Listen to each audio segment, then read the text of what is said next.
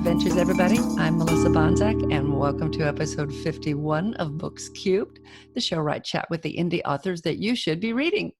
It is Thursday. Let me check the calendar. December 19th, 2019. Oh my gosh, it's almost the end of the year. And I want to know what you're reading, because I have read just about everything on my Kindle. And I've read most of the paperbacks on the side of my bed on the nightstand, and I need some new stuff. So if you have a recommendation for me, or if you're an author and you've written a really great book, let me know. Drop down to the show notes and you will see a link on the podcast that says comment here and comment there. And if you're on YouTube, you know what to do. So today on the show, I have got Kayla Dawn Thomas. She's a romance author. I'm very excited to be chatting with her. She was on just a few weeks ago when we did a writing prompt show. Let me grab one of the books. Hang on. Okay, I'm back. So today's show is brought to you by Rolla Prompt Writing Journals, which my co-author Lisa Mahoney and I wrote. And excuse me, there are 6 out. Mystery, sci-fi, horror, romance, fantasy. I'm forgetting something. A genre mashup. Okay, so what we did was we had several authors a few weeks ago on, and we all wrote from the same prompt, and they did anyway. Lisa and I just talked about the books, but the next time we do it, which will be sometime in January, if you like that, we, maybe Lisa or I, one of us, will join the writers and write as they do. And next week, if you're interested, I have a Christmas short story that I wrote that I'm going to read. And I wrote that. I went down and visited a prompt group in just south of me, not too far away. And I think I talked about this last week. And we all wrote based off the same prompt, and we had a blast. It was so much fun. I really, really enjoyed it. And with our books, it's very exciting because you roll dice to get your writing prompts. So you always get something different. So anyway, Kayla Dawn wrote a romance short on that show a couple weeks ago, and I'd been wanting to have her on for a while. So I was really excited that she had time, and we're going to chat about romance books. So I'll see you after. I want to welcome back Kayla. She was on a couple weeks ago when we did our prompt show, which was a lot of fun. And she's back again to chat about her own work. So welcome, Kayla. Thanks for having me back. Oh, I'm excited. I'm excited to chat with you. So I'm going to read her bio just in case you weren't listening 2 weeks ago, even though you should have been. Kayla Dawn Thomas grew up on an Idaho cattle ranch, but now calls the wheat fields of the Washington Palouse home with her husband, daughter, and 2 dogs. Kayla writes romance, chick lit, and now romantic suspense. Ooh, new stuff. Her rural roots inspire her writing, and she enjoys giving the world a little taste of life most folks have never experienced. A rabid reader, when Kayla isn't writing, ushering dogs in and out of the house, or taking care of the humans in her family, you can find her in a comfy spot with a book. So welcome, Kayla. Thanks for having me. Okay, and you're going to read, to get us started out. Okay. Just give everybody an idea about your work. You're going to read, what are you going to read from? I am going to read from one of my Jenna Ray novellas. There's a set of 5, and this one's actually number 3. It's called Snogged. Jenna is a single late 20s woman who has just had it with men cheating on women, and so she has started a business of capturing wayward husbands and ridding the world of wandering penis syndrome. So she so she has her business doing this, but of course it affects her having a normal love life too, because she doesn't trust anyone. So this is the 3rd book in the series, and the reason I chose to read out of it is because we're in the holiday season, and Snogged is set around Christmas time. So this excerpt is from a holiday party. Okay. The house buzzed with energy and alcohol. Around 9:30, a loud "ho, ho, ho" came from the foyer, followed by the slamming of the front door. Silence followed until a man in a Santa suit entered the living room where most of us had settled. Cheers erupted at the sight of him. This was a new addition to the party lineup. Has everybody been good this year? Santa shouted over the crowd. A chorus of catcalls and whoops filled the room, and Santa threw his head back and laughed, jiggling his padded belly. Mac pressed a mug of eggnog into Santa's hand, and with that, jolly old Saint Nick became part of the party. The red suit mingled its way through the living room, somehow keeping its back to me. The voice seemed familiar, but I'd just had enough champagne to doubt myself. No matter how I moved, I couldn't get a look at the eyes above the beard. Finally, I made my way over to Kennedy. Who's Santa? Oh, it's one of the new guys from Mac's office. He's a total clown, she replied with a dismissive flick of her wrist. Then she clapped her hands to get everyone's attention. It's time for the White Elephant gift exchange. Another round of cheers went up and everyone refreshed their drinks before heading to the corner where a giant Christmas tree covered in delicate designer ornaments held court. Hey, Santa, why don't you pass out the gifts? Max said. My pleasure. Ho, ho, ho. Santa's voice had a mock depth to it. Sandwiched between my mother and sister on the floor, I wiggled around trying to get a good look at his face, but he turned around and presented me with a red polyester-clad ass. Stretched taut, the pants revealed well-shaped, firm buns. This Santa was no fatty. Santa's been working out, Nora murmured in my ear. The sound of her voice pissed me off. We'd never been the type of sisters to giggle and share secrets and ogle boys together. I was happy her life was on the upswing, but was struggling with it colliding into the one I'd built. It should have been Kennedy whispering in my ear. A small box plopped into my lap, wrapped in red paper with elves frolicking on it. I tore my attention away from my sister to watch as gifts were unwrapped and the thievery began. The Dean White Elephant gift exchange had a long tradition of randomness. There were usually a couple of really nice items, lots of cheesy things, and the occasional suggestive oddball. I was pleased when Nora unwrapped an ugly teddy bear candle holder. That'll look great in your new living room, I said loud enough for the whole group to hear, bringing a roll of laughter. Nora flashed a fake smile and cradled the ceramic bears in her hands. Hey, Mom, you know you want it. Like hell I do. Unless Jenna opens something amazing, I'm going for that bottle of Jameson. That guy doesn't look old enough to appreciate it. One of Mac's baby-faced techs flushed and pretended to hide the whiskey under his shirt. All right, Jenna, you're up, Kennedy called from the couch where she'd stretched her legs across Mac's lap. Feeling adventurous, I decided to go with the package on my lap. Dropping the paper to the side, I revealed a glossy black box with a model wearing dark purple edible panties on the front. Grape flavored. Laughter bubbled up from deep within me, the silent kind that just makes you shake. Really? 2 years in a row I get the naughty gift? What did you get? Someone hollered from across the room. Hold it up so everyone can see. Before I could react, Nora squealed and snatched the box, holding it triumphantly over her head. Who's hungry? Ooh, Mom said in my ear. I had a pair of those recently. Strawberry. Tasted like a stale fruit roll-up. I snorted as a fresh wave of laughter tore through me. This was just surreal. Then I peed a little. Startled, I yipped and jumped to my feet, making a mad dash for the bathroom. The living room buzzed with laughter and dirty jokes in my wake, but I didn't care. I was about to completely wet myself. Someone caught my arm as I passed through the doorway, leading from the living room to the hallway. Startled, I whirled around and found myself nose to nose with Santa. A pair of familiar electric blue eyes pierced me with an intense stare from above the white beard. My heart jumped into my throat and I couldn't swallow it. And that's it. We don't get And that's more. it. You have to read it to get more. That is a great place to leave out, because I was just settling in going, okay, what's going to happen next? Yeah. So that is, you can find it in my collection. All those stories are together into one collection, 1 through 5, and it's on Amazon and all the places. That one is called, what's that one called? It's called, the one that I just read from is Snogged. Oh, but it's called The Collection. But it's in a book it's called a The Collection. white cover with a pair of legs and red high heels. So Yep.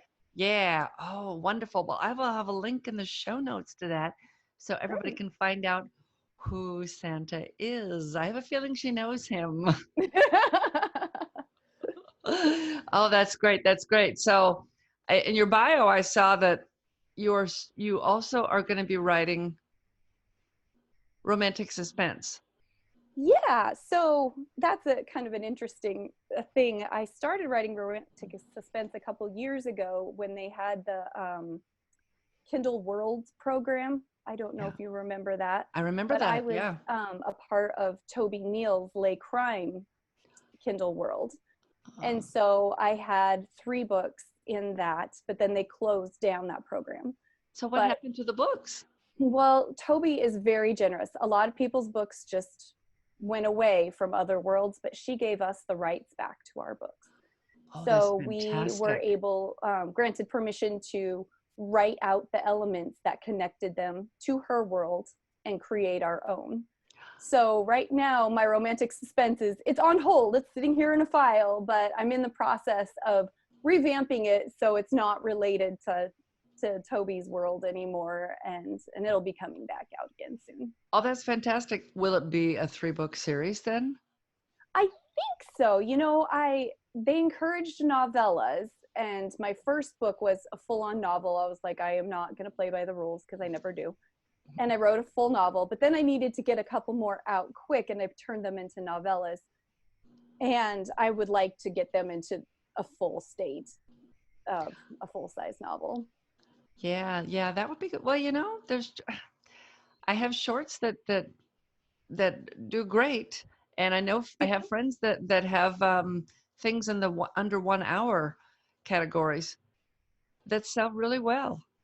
Well, that's good to know. So maybe I might not have to expand them as much as I think, but yeah, they need a little bit of work before they come back out. But Yeah, they're a series set in Hawaii, and it's it's fun. uh, nice, nice, nice, nice. So, oh, Hawaii. Have you been to Hawaii? I went on my honeymoon. That was over 21 years ago, and so I put it on the island of Kauai because that was my favorite, and incorporated um, a cattle ranch, guest ranch situation because I'm familiar with that kind of situation. So I took what I knew and put it on Hawaii and added some, romance and violence, and as you do. Oh, nice, nice. A little bit everything, huh? A little bit of everything. Oh, I like that. I like that. So last week we did, 2 weeks ago, we did the writing prompts. Have you done anything more? You came up with, we really like what you came up with. Have you come up with anything more with that or set it aside to work on later? I've definitely set it aside to work on later because I am working on finishing up the last book in my Seasons of Love series. It should be coming out this spring, hopefully. It's been one of those books that just has been a pain to write. So my editor called for some extensive revisions, so I decided I better put my focus on that and get that out as soon as I can because people are waiting. I know, same thing here. I mean, I've got book 2 in my series that Yes, is, I'm waiting. I think fingers crossed, I think I'll be sending it off to my editor within this week, within next week. So Awesome. I'm seeing her Friday. Originally was going to be seeing her Tuesday, and I thought I think I can bring it with me, but now I'm seeing her Friday, so I don't want to bring it partial, and she doesn't want a partial. Yeah. Um, but it's getting there. We were sick for so long, Mm. and I just couldn't get anything done. And like you said, sometimes a book just doesn't want to be written. Oh, It, yes. uh, Yes. And isn't that frustrating? Because there's some that will just pour out of you and it just comes so easy. And yeah, yeah. Now, do you find that you get like, I had someone tell me, you write the best first sentences.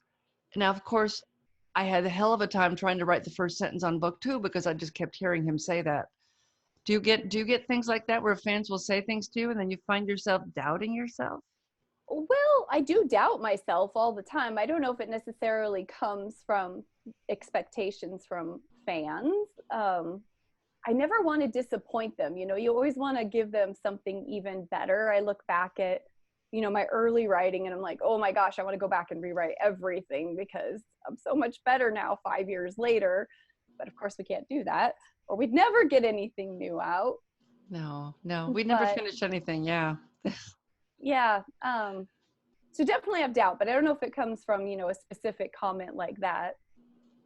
Yeah. No, since you can't go back and rewrite because we don't want to do that, if you could go back and give yourself advice for those first couple books, would there be something that you would tell that writer first starting out? Yeah, I've been kind of thinking about this question, the what I would tell my younger writer self. For one, I wish I had started writing books sooner.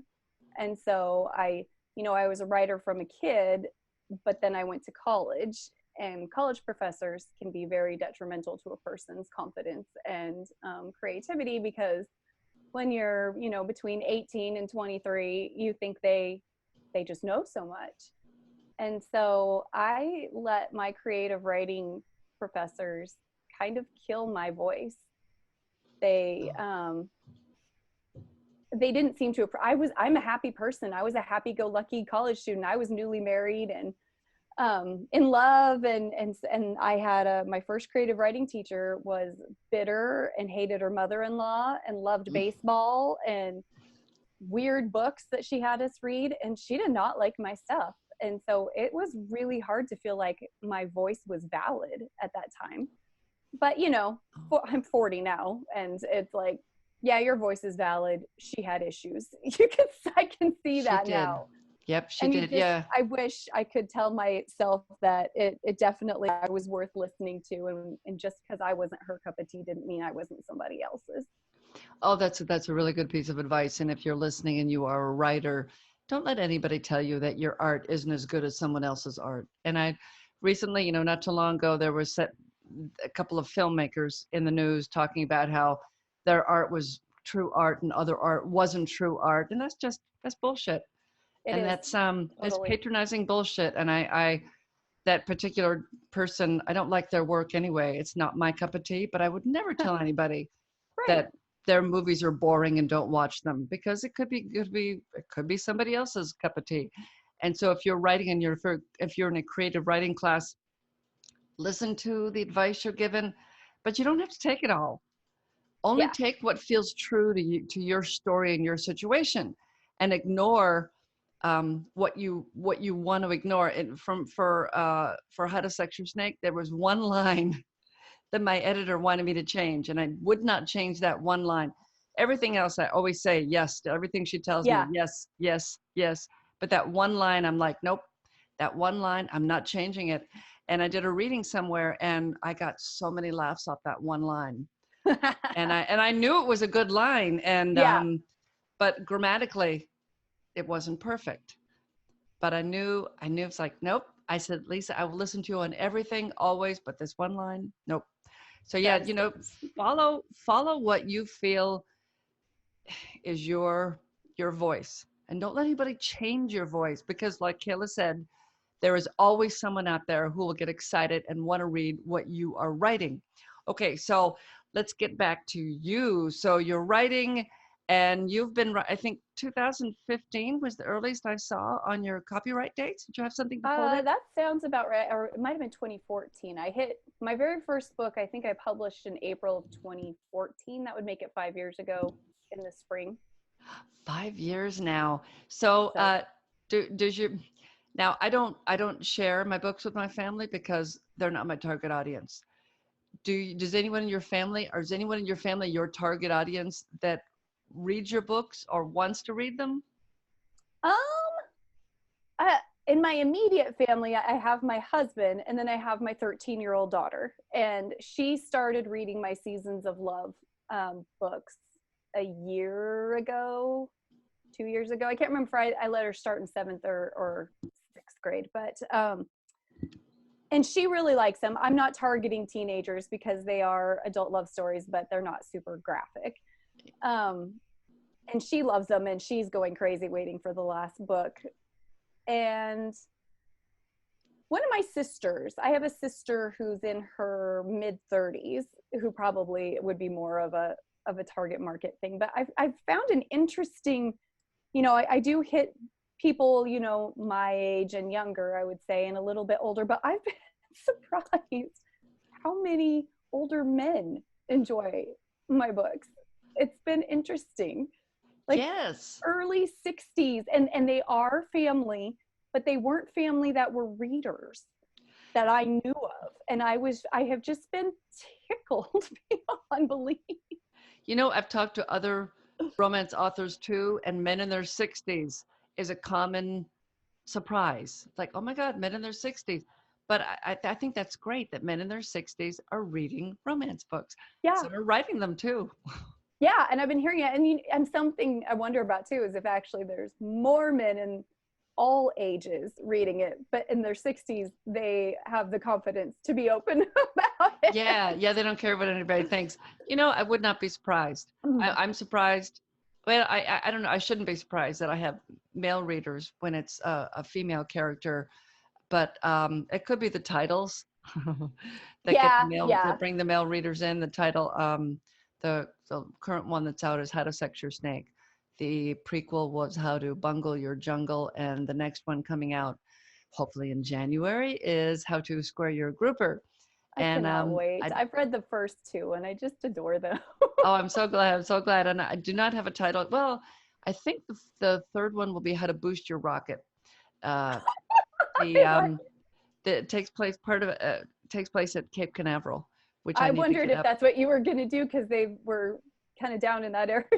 Yeah, yeah, we're not far. We watched the launches Mm, when Elon Musk shot the car with the driver into space. We watched the heavy yes. rocket go off, and it was so can't remember if it was night or day, but it was so bright.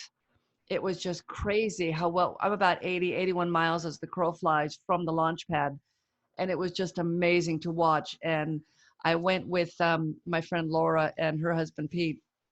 Hey guys, he is an astrophysicist, so he's interesting to talk to. Oh, I And bet.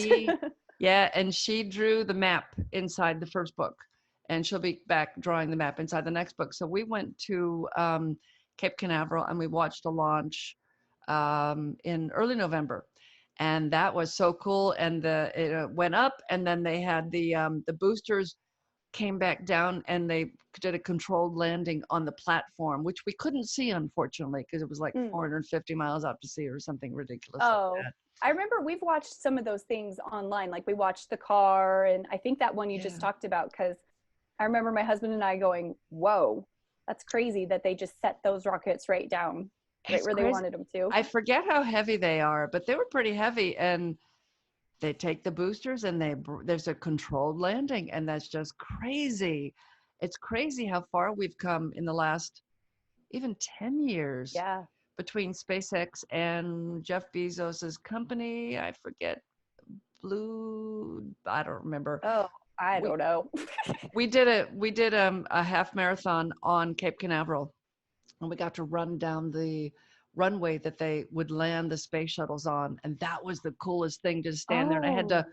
put my hands on the ground to feel it, to feel the what do you call it, asphalt under my fingers, and Hmm. think, oh my God, so much history in this Yeah. place. And everything you ran past was old rockets and areas where John Glenn was, and all those people from the beginning. And we went past what is his name? Bezos, whatever his Bezos? name is. He's Yeah, the the Facebook Amazon guy, guy. right? Or Amazon Yeah, guy. the Amazon guy. Yeah, Amazon guy. we went past where his company, where there's the little you have to go down the little road to get to where his rocket launches are. And I can't remember what the hell it was called. I want to say there was like a butterfly or something, and maybe the word blue. But People can anyway, Google it. yeah, I'll have to Google it later. But it was absolutely fascinating. So yeah, so that's the next thing is romance books set in space. I have been hearing people are writing those. I have not read any personally, but I know they're out there. Yeah, yeah, I've been hearing a lot about sci-fi related, but they are heavy romance, but with the sci-fi element thrown in, which I think is really interesting. So that's something to keep in mind. Uh, so, excuse me. So you've got this next one coming out in Spring, April? Hopefully, we could say April and give it a shot. April, we'll go for April. We're hoping for April. I was hoping it was going to be out last spring, but like I said, I had such trouble with it. And then I was like, well, by the end of the year. And then when my editor was like, this needs major revisions. And my, Yeah. daughter, 13 and has infinite wisdom, says, Mom, it's okay. You're going to release it in spring 2020 and no one will know that it's late. That's true. That's true. That's true. Yeah, unless you're like me, you've been talking about it and going, oh yeah, it's coming out. Oh, for like a year and a half, I've been saying it's coming out any day now.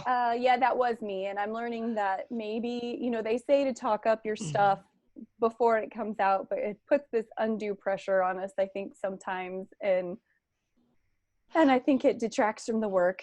I think it does too. And do you think that knowing that it's supposed to be out, does that affect when you sit down at the keyboard to write? Definitely. It almost can shut me down because it's like you've already failed at getting this to people. Why isn't this coming together? This is the first book that I've really struggled with as far as getting it all put together because it's such an important book to the series of bringing everyone back together.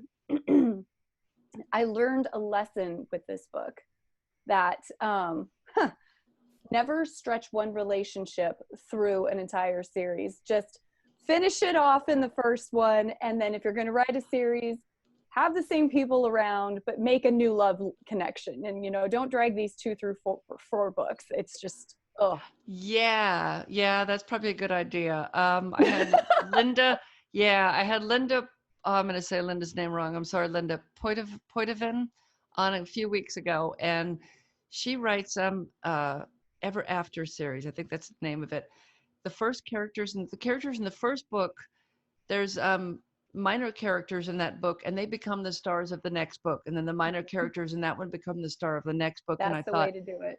that's the way to do it if you're going to write something where the main character isn't the star of every single book. And this way, there's a connection with all the books, and you kind of know the characters, and you're like, Yeah. oh yeah, great! It's time for them to shine, and it's time for that person to be, at the front of at the story. And yeah, I Yep. think that's probably the way to do it. Yeah, you're right It though. is. So, what's your plan for 2020? Well, get Second Chance Spring out because I'm getting a second chance to get this out in spring. And I've been looking at my Jennas again, and I'm kind of giving her a facelift. They were written pretty early. I know we were just talking about how you can't go back and rewrite things, but they're so short that they range from like 11,000 to maybe 20,000 words. So they're pretty compact. Oh yeah, Um, you could just take a week for each one and probably spice yep. them right back up. Yeah. Ice them back up, smooth them out. And then, because I realized I wanted to write a 6th book in the series or a 6th novella, because I'm going to keep them kind of short and snappy. But my writing now compared to what it was when I wrote the Narrow Mist, the first book in the series, doesn't match. And it would look weird. People would be like, this is like 2 different things going on. So I need to update, and just make it a little bit more. Yeah, maybe do new covers, Mm-hmm. and do a new launch for the whole series itself. That's kind of what I was thinking. Okay, so when you do that, you have to make sure you come back on. I'm sure you'll be on before then, but come back on again, and we'll talk about the books and the launch because I want to do another prompt session Oh, fun. sometime in January. So I'll have you come back on and I don't know if Terry will want to. Terry hates writing prompts. Poor Terry. And I really enjoyed her story. Oh, well, thank you. I just Yeah. pulled it out of my butt. Yeah, everybody's stories were so good. I liked yours. I liked Chris's. I liked Terry's. I really, I was just really impressed because I'm terrible at writing prompts. And the whole point of the book was to try to help Lisa and I get off our butts and get some writing done, Mhm. and I actually wrote, um, I took the books down to a writers group, and we did they're like, oh my God, now I have to actually do a prompt while I'm here.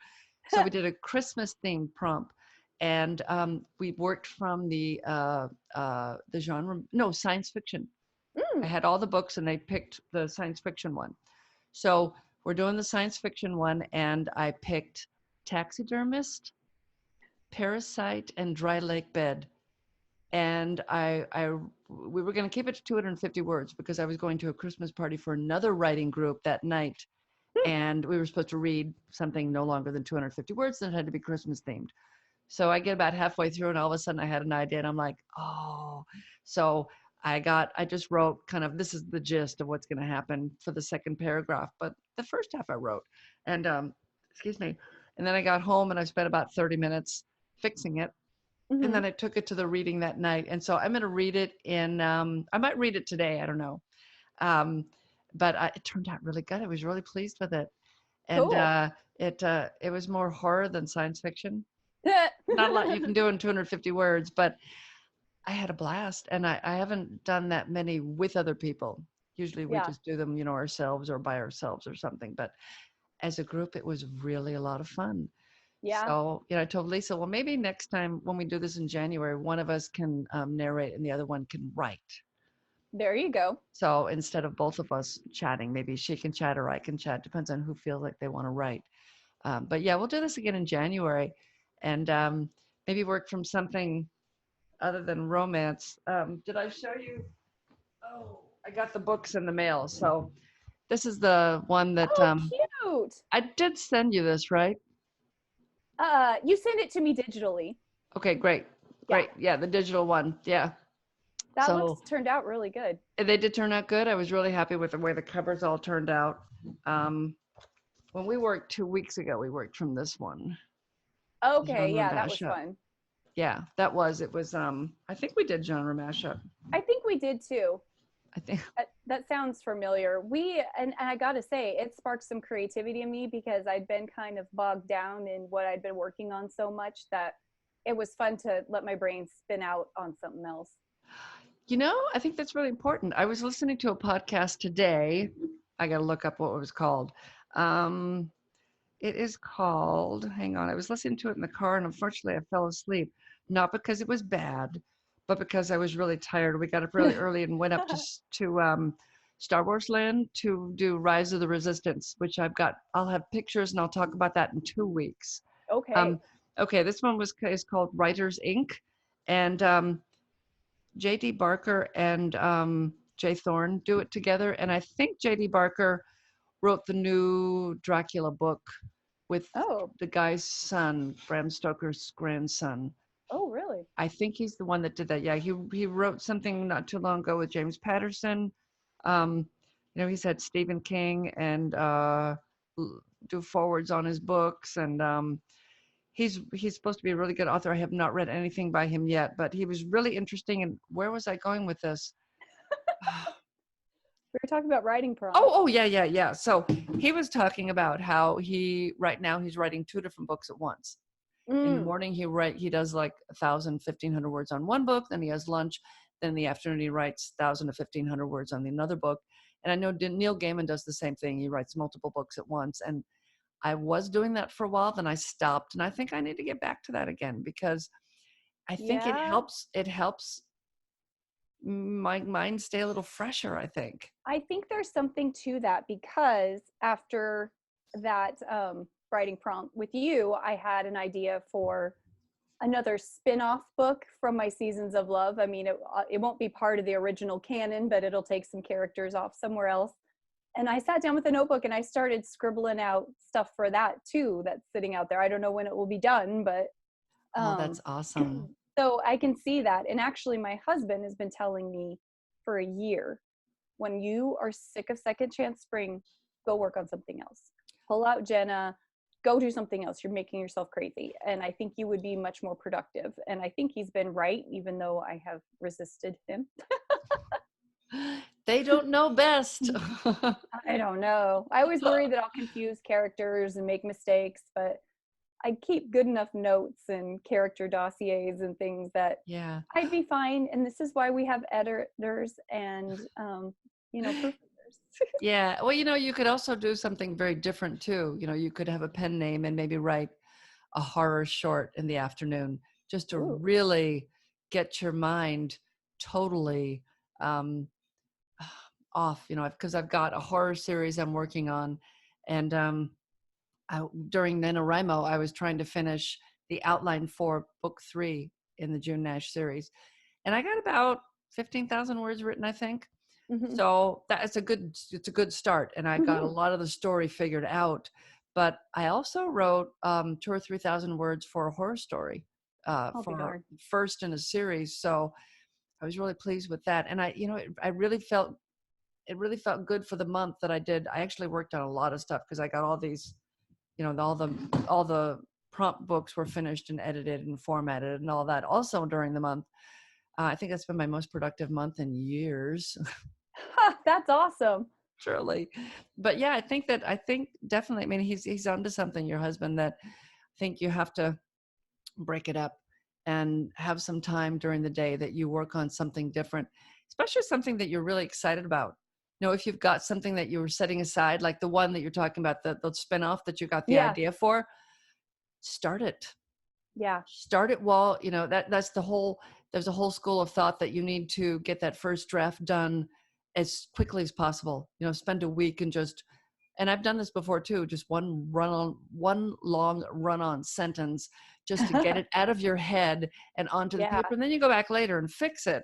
But I Right. think, Right. I think there's something to working each day on something that you're really excited about. Whether you do it second and know that if you can get through these 500 words on the spring one, then you Mm-hmm. can work for an hour on the other one That's that you're true. really excited about. Don't do the other one first though, because then you'll never get to the spring one. Good point. Yeah, I mean, I'm that way too. I know if I don't start with what I know I need to be finishing, I won't get to it at all, which is Yep. not Make it good. a reward. Yeah, exactly. And as long as you're super excited about it, I mean, that's really the time to be jumping in and working on it, because it will show in the writing, Mm-hmm. and and it will go fast too. I mean, you might write it really super fast. True. We could use one of those. Oh, really? Really? Did you say then for 2020, after you're done with the one for the spring, are you going to then jump into that one then for the rest of the year?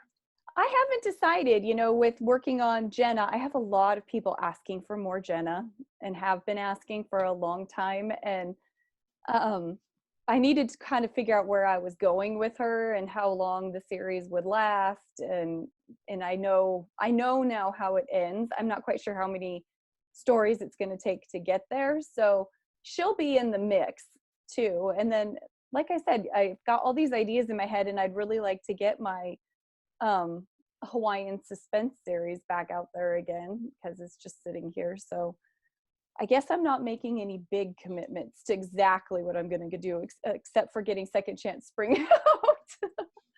But I would like to publish more frequently this year than I did in 2019. Usually I get like a book and a novella out a year, and I got nothing out this year. Yeah, yeah. Well, it's a lot of it is just like they say, sit in the chair. You got to sit in the Yep. chair, or it's not going to get out. That's my thing. I told my husband, if I leave my office, shoo me back in. I have got to finish this book this week. So I don't want to be working on it at Christmas. I want it out before then. And let's see, it's the 11th today. Yeah. Yeah, it's the 11th. So I've got 2 weeks until Christmas, and I really want it out next week. So Yeah. that's my goal. And you said you have kids. How old are your kids? Oh, they're old. The one living here is 27, Oh, okay. just taking a pit stop, and she designs video games, so that's what Ooh, she's cool. working on. I know they're very cool. So that's what she's working on right now. And then I've got one that's 30 that's out in the other side of the country, your end of the country. Oh, And okay. yeah, she's a chemist. So Wow. yeah, she would talk to me, and then she would be telling me about chemistry things, and she'd always say, "Just smile and nod. Just smile and nod." Excellent. That would be me Yeah, too. I was a history major in college, so I mean, historical stuff, that's cool. I know that stuff, but Yeah, I wish I was more proficient in math and those kind of things. And I hear you. I'm not proficient there either. I majored in communications and minored in English. So, writing stuff as well. But yeah, my daughter's 13, so there's still quite a bit of parenting going on. I mean, I've got a good stretch a yeah, day when she's not here, but yeah, she is on a club swim team, so I am the swim taxi, and cool. we're gone a lot for swim meets and stuff, which is a blast. I am so enjoying it and just treasuring this time, from we don't have that much time until she's going to be out of the house. So I've kind of made Oh, that my yeah. priority. So during her breaks, I don't always, spring break, Christmas break, I set aside more time to hang out with her while she still wants to hang out with me. Yeah, she's, what'd you say, 13? So you got about 3 more years, maybe. Maybe we'll see. Maybe, yeah. Yeah, good luck with that. Thanks. Yeah, But I, mine, thank goodness, was always one to hang out. So that was nice. And both of them, but we always would did video games or movies and Mhm. that kind of thing. So I didn't force them to go to any weird, I don't know, anything too adult and boring. We tried to keep it, we did museums and stuff too, but we Mhm. tried to keep it science centers and things like that. For a while, we lived near St. Louis. So the science center there in the park, there's a zoo in the park and a science center in St. Oh, Louis. And wow. oh, it's so interesting. Really, really, really cool. So I kind of miss that. It's been a while, but I think it Yeah, helped to, maybe it helped to get her to become the scientist that she is today. So maybe so. Yeah, we play a lot of cards and board games, and I just got my sewing machine fixed as another way to. I'm a quilter, so I'm glad to that's have another right. form of expression going again. I haven't really quilted a lot since she was a toddler, but she's really math oriented, and so I've been showing her the ways that designing quilts and things can kind of Yeah. work those math skills. So maybe Oh, that'll be yeah. something else we can do together too. I had somebody on Facebook saying about how I haven't used algebra, blah, blah, blah. And I said, I use it constantly because at the time I was quilting. I said, every time you sit down and make a quilt, you have to use algebra to figure out how much fabric you're going to need, especially if Yeah. you make your own patterns like I do. Yeah, So, or you deviate from the one you're looking at and making a little yeah. bigger. Unfortunately, I usually have to call my mother to make sure I did my figures right. But maybe soon I'll be able to just have Cody figure it out. Yeah. Yeah. Okay. Well, I've kept you for a long time. I know you got company coming shortly. So tell everybody how they can find you. The best way is to go to my website, which is kayladanthomas.com. And there it has all of my books listed and links to how you can get them.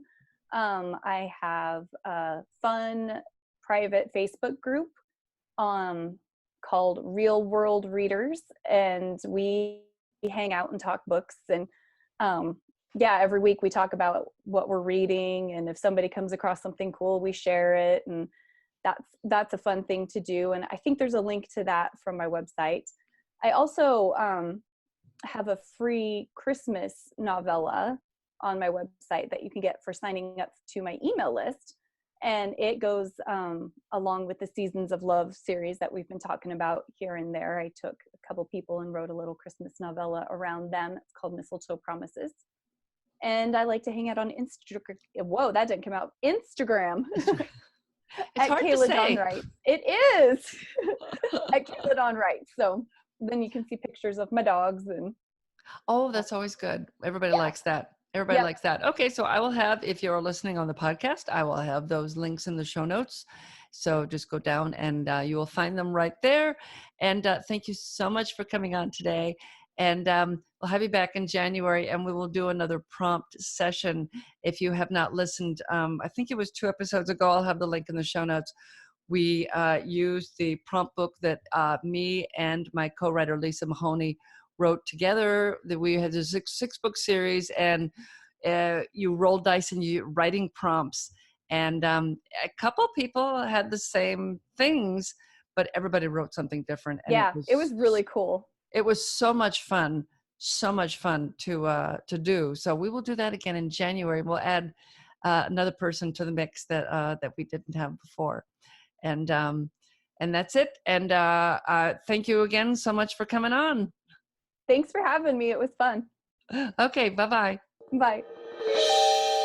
Thanks, Kayla. It was so good to chat with her finally. She will be back in January. We are going to do another writing prompt session sometime in January. We just have to coordinate everybody. So until then, if you have any comments, any book suggestions, any of that kind of thing, let me know. I'm dying for some new books to read. And I go through them pretty quick, so I need lots of suggestions. And if you have a comment, stop emailing them to me. Leave them on the blog or on YouTube, because then I forget to go look for them and then I can't find them and I'm terrible. I'm not organized. I don't print them out and have them ready. So then they're lost, unfortunately. I want to be able to read them, and thank you for your comments. So comment on the show. If you're on the podcast, it is in the comments. The link is in the show notes. It's first line, I think, of the show notes. And if you're on YouTube, you know how to do it. And I guess that's about it. Next week, like I said, I'm going to read my short story. It is Christmas themed. And I'm going to be talking about Star Wars Land, Rise of the Resistance. We're not too far from the Disney World. So we went up for Rise of Resistance and we had a blast. We didn't think we were going to get in, so I'll talk about that too. I took a lot of photos. So next week you will want to watch on YouTube instead of listening. Though the last time I did a Star Wars thing, I had more people listen than watch. So whatever you want to do. So anyway, I'm going to get going. I got a bunch of stuff I got to do, like finishing the next book in the June Nash Misadventure series.